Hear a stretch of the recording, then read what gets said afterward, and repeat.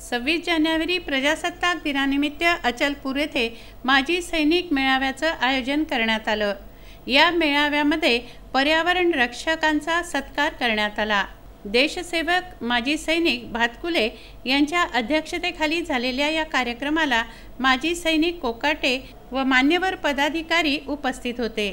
भाजपा अचलपूर यांच्या वतीनं आयोजित या कार्यक्रमात पर्यावरण रक्षक म्हणून काम करणारे समाजसेवक योगेश खांजोडे, सुरेश प्रजापती, संजय डोंगरे, आदिवासी पर्यटन संघटनेचे प्रदीप चांदूरकर यांचा मानचिन्ह, शाल, श्रीफळ देऊन सत्कार करण्यात आला। युवा भाजपा मित्र परिवाराच्या वतीने हे आयोजन करण्यात आलं।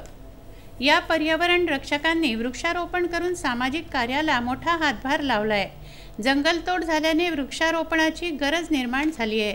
सजीव सृष्टीला वाचवण्यासाठी वृक्षारोपण हे वरदान आहे।